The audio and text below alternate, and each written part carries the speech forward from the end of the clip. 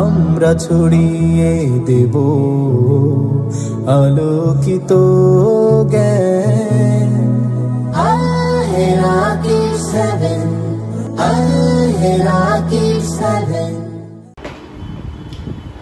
Assalamu alaikum.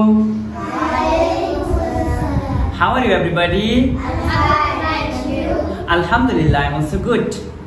আজকে আমরা একটা টপিক সম্পর্কে পড়ব, যেটা হচ্ছে যে আমরা সহজেই বাক্য তৈরি করতে পারবো। হ্যাঁ, তো এই সহজে বাক্য তৈরি করার জন্য আমাদের কিছু বিষয় জানতে হবে। প্রথমত হচ্ছে আমাদের কিছু ভার্ব জানতে হবে। তো আমি তোমাদের বোঝার সুবিধার জন্য এখানে কিছু ভার্ব লিখে রেখেছি। তারপর হচ্ছে এই ভার্বগুলো ব্যবহার করার জন্য হচ্ছে কিছু সাবজেক্ট সম্পর্কে আমাদের জানতে হবে। আমি কিছু সাবজেক্টও তোমাদের জন্য লিখে রেখেছি। তো এই সাবজেক্টগুলোর সাথে এই ভার্বগুলো যুক্ত করে আমরা সহজেই কি করতে পারবো, বাক্য তৈরি করতে পারবো। তাহলে আমরা প্রথমে যেহেতু সাবজেক্ট আসে, তাহলে আমরা সাবজেক্টগুলো দেখে নেই। দেখো এখানে সাবজেক্ট আছে I, we, you, you, they, he, she, it, জাওহারা, মাই ফাদার। এই সাবজেক্টগুলোর সাথে আমরা এইখানে যে ভার্বগুলো আছে সেগুলো আমরা যুক্ত করে সহজেই আমরা বাক্য তৈরি করতে পারবো। তাহলে আমাদের এই অর্থগুলো সম্পর্কে একটু জানা দরকার। আমি একবার অর্থগুলো বলে দিব, পরে তোমাদেরকে বলতে হবে। আই, আমি। সে লাউডলি প্লিজ। আই, আমি। উই, আমরা। ইউ, তুমি। ইউ, তোমরা। দে, তারা। হি, সে। শি, সে। ইট, ইহা। জাওহারা, জাওহারা। মাই ফাদার, আমার বাবা। তাহলে আমরা সাবজেক্টগুলো শিখে ফেললাম। দেখো এখন যদি আমি এখানে ইংলিশ বলি, তোমরা কি বাংলা বলতে পারবে? So now I will say English, you will try to say Bengali. I, we, you, they, he, she, it, জাওহারা, my father. আচ্ছা, এখন যদি আমি বাংলা বলি, তোমরা কি ইংলিশ বলতে পারবে?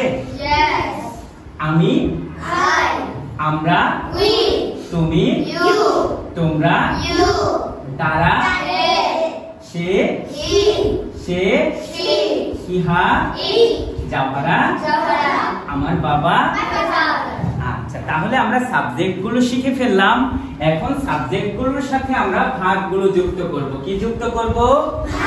ভার্বগুলো যুক্ত করব। এখন কথা হচ্ছে, দেখো ভার্বের এখানে তিনটা ফর্ম দেওয়া আছে। একটা হচ্ছে ভার্ব 1, একটা হচ্ছে ভার্ব 2, আর একটা হচ্ছে ভার্ব 3। তাহলে এখানে তিনটা ফর্ম দেওয়ার কারণ কি সেটা তো আমাদের জানতে হবে। দেখো এখানে গো অর্থ হচ্ছে যাওয়া, গো অর্থ হচ্ছে যাওয়া। এখানে কি দেওয়া? ভার্ব 1 দেওয়া। আবার এখানে ওয়েন্ট, এটা ভার্ব 2, গন এটা হচ্ছে ভার্ব 3। তাহলে একটা ভার্বের কয়টা ফর্ম হতে পারে? তিনটা ফর্ম হতে পারে, ভার্ব 1, ভার্ব 2, ভার্ব 3। তো আজকে আমরা ভার্ব 2 সম্পর্কে পড়ব। ঠিক আছে? তো ভার্ব 2টা সাধারণত ব্যবহার হয় হচ্ছে অতীতের জন্য। কিসের জন্য? অতীতের জন্য। যেমন আমি একটি বই পড়েছিলাম, এটা আমার অতীতে কাজটা হয়ে গেছে, তাই না? যেমন আমি ভাত খেয়েছিলাম, তাহলে আমার কি কাজটা আগে হয়ে গেছে। তারপর হচ্ছে আমি ফুটবল খেলেছিলাম, যে আমার ফুটবল খেলাটা কি আগে হয়ে গেছে। এরকম যে জিনিসগুলো, যে অতীতে যে কাজগুলো হয়ে গেছে, সেক্ষেত্রে আমরা এই ভার্ব 2 ব্যবহার করব। তাহলে যদি আমি এটার সাথে এই ভার্বটা লাগিয়ে দেই, আমি যদি বলি আই ওয়েন্ট, তাহলে অর্থটা কি হবে? আমি গিয়েছিলাম। যেহেতু গো মানে হচ্ছে যাওয়া, তাহলে ওয়েন্ট মানে হয়ে যাবে গিয়েছিলাম, মানে আগের কাজটা বোঝাবে। তাহলে যদি আমি এর সাথে যুক্ত করি উই ওয়েন্ট, আমরা গিয়েছিলাম, ইউ ওয়েন্ট, তুমি গিয়েছিলে, ইউ ওয়েন্ট, তোমরা গিয়েছিলে, দে ওয়েন্ট, তারা গিয়েছিল, হি ওয়েন্ট, সে গিয়েছিল, লাউডলি প্লিজ, শি ওয়েন্ট, সে গিয়েছিল, ইট ওয়েন্ট, ইহা গিয়েছিল, জাওহারা ওয়েন্ট, জাওহারা গিয়েছিল, মাই ফাদার ওয়েন্ট, আমার বাবা গিয়েছিল, দেখো তাহলে অতীতের জিনিসগুলো আমরা বোঝার জন্য কি আমরা ভার্ব টু ব্যবহার করি, তাই না? এখন যদি আমি বলতাম যে আই ওয়েন্ট টু মাদ্রাসা, অর্থ কি হতো? আমি মাদ্রাসায় গিয়েছিলাম।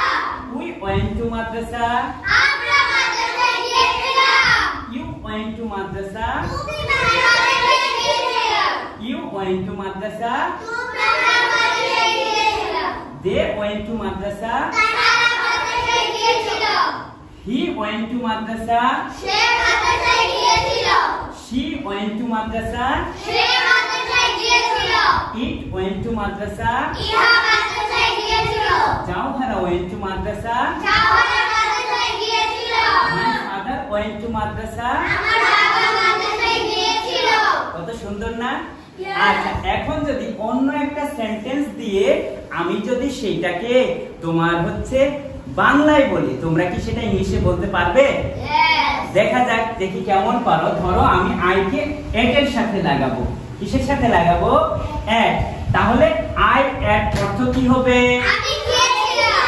এখন যদি বলি আমি খেয়েছিলাম, I আমরা খেয়েছিলাম, we ate. তুমি খেয়েছিলে, You ate. তোমরা খেয়েছিলে, You ate. তারা খেয়েছিল, He ate. সে খেয়েছিল, He ate. সে খেয়েছিল, He ate. ইহা খেয়েছিল, He ate. জাওহারা খেয়েছিল, Jawahar ate. আমার বাবা খেয়েছিল। My father ate. Wow, good, everybody clap your hand. অনেক সুন্দর করতেছো তোমরা। এখন যদি এইটাকে আমি একটু বড় করে বলি যে আই এট রাইস, আমি ভাত খেয়েছিলাম। উই এট রাইস, আমরা ভাত খেয়েছিলাম। ইউ এট রাইস, তুমি ভাত খেয়েছিলে। ইউ এট রাইস, তোমরা ভাত খেয়েছিলে। দে ইট রাইস। তারা ভাত খেয়েছিল। এখানে কিন্তু দে ইট বলে ফেলছি, ইট কি হবে? এট হবে। দে এট রাইস, তারা ভাত খেয়েছিল। হি এট রাইস, সে ভাত খেয়েছিল। শি এট রাইস, সেরা ভাত খেয়েছিল। ইট এট রাইস, ইহা ভাত খেয়েছিল। জাওহারা এট রাইস, তারা ভাত খেয়েছিল। My father ate rice. আমার বাবা ভাত খেয়েছিল। ওয়াও, গুড, তোমরা কিন্তু খুব ভালো করো। Thank you so much. Okay, দেখো তাহলে কি এইগুলো আমরা এগুলোর সাথে যুক্ত করে করে বলতে পারবো? দেখি আমি কয়েকটা ইংলিশ বলি, তোমরা বাংলা বলতে পারো কিনা। আমি বাজারে গিয়েছিলাম, আমি এখানে এসেছিলাম, আই কেম হিয়ার। আমি শাকসবজি খেয়েছিলাম, আই এট ভেজিটেবল। আমি দুধ পান করেছিলাম, আমি একটি বই পড়েছিলাম, আমি একটা চিঠি লিখেছিলাম, I wrote a letter. তারপর হচ্ছে আমি একটি গল্প বলেছিলাম, আমি একটি গান শুনেছিলাম। কত সুন্দর না? তাহলে কি আমরা বাকি সাবজেক্ট গুলো দিয়ে কি বাক্যগুলো তৈরি করতে পারবো? আচ্ছা, এখন যদি আমি তোমাদেরকে বাংলা বলি, তোমরা কি ইংলিশ বলতে পারবে? দেখি বলতে পারো কিনা। আমি মাদ্রাসায় গিয়েছিলাম, আমি এখানে এসেছিলাম, আমি ভাত খেয়েছিলাম, আমি পানি পান করেছিলাম, আমি একটি বই পড়েছিলাম, আমি একটি গল্প লিখেছিলাম, আমি একটি গল্প বলেছিলাম, আমি একটি গান শুনেছিলাম। কত সুন্দর না? দেখো এইভাবে কিন্তু আমরা বাক্যগুলো বানাইতে পারতেছি। তো এই বাক্যগুলো হচ্ছে তোমার হা বোধক বাক্য, যে আমি করেছিলাম, আমি গিয়েছিলাম, আমি খেলেছিলাম। কিন্তু এখন যদি আমি এই কাজগুলো করি নাই, তাহলে কি আমি বলতে পারবো যে আমি খেয়েছিলাম? তখন আমরা কি বলবো? আমি খাইনি। তাহলে তখন আমরা সেই জিনিসটাকে কিভাবে বলবো? দেখো এখানে আই ওয়েন্ট, আমি গিয়েছিলাম, আমি গিয়েছিলাম। কিন্তু আমি যদি এটাকে বলি আই ডিডন্ট গো, অর্থ কি হবে? আমি যাইনি, আমি। তাহলে যদি বলি উই ডিডন্ট গো, কি হবে? You didn't go. আচ্ছা, তাহলে আমি সিরিয়ালি তোমাদেরকে ধরি, দেখি তোমরা পারো কিনা। I didn't go। আমি যাইনি। তাহলে দেখছো ওইখানে আমাদের এটা নাবোধক করার জন্য একটা ডিডেন্ট নিয়ে আসতে হচ্ছে। কি নিয়ে আসতে হচ্ছে? ডিডেন্ট। তখন কিন্তু আমরা ভার্বের কি এই ফর্ম ব্যবহার করতেছি নাকি এই ভার্ব ওয়ান ব্যবহার করতেছি? ভার্ব ওয়ানে চলে যাচ্ছি, তাই না? তাহলে আমাদের জন্য আরো সহজ হয়ে গেল যে আমরা ডিডেন্ট ব্যবহার করব, পাশাপাশি আমরা ভার্ব ওয়ানে চলে যাব। কোথায় চলে যাব? Verb one. তাহলে এখন যদি আমি ইংলিশ গুলো বলবো, তোমরা বাংলা বলবে। I didn't go। আমি যাইনি। We didn't go। আমরা যাইনি। You didn't go। তুমি যাইনি। You didn't go। তুমি যাও, তোমরা যাওনি। They didn't go। তারা যায়নি। He didn't go। সে যায়নি। She didn't go। সে যায়নি। It didn't go। ইহা যায়নি। Jawhara didn't go। বাবা যায়নি। My father didn't go। আমার বাবা যায়নি। আচ্ছা, তাহলে এই জিনিসগুলো আমরা সহজে বলতে পারতেছি না? জি। এখন যদি এইটা দিয়ে হচ্ছে আমি বলি, যেমন এইখান থেকে একটা বেছে নিই আমরা, ধরো হচ্ছে ড্রিঙ্ক দিয়ে বলবো, ড্রিঙ্ক দিয়ে বলবো। এখন যদি বলি যে আমি পান করিনি, কি হবে? I didn't drink। ড্রিঙ্ক হবে কি? ড্রিঙ্ক হবে। I didn't drink। যদি বলি হচ্ছে আমরা পান করিনি, we didn't drink। যদি বলি হচ্ছে তুমি পান করোনি,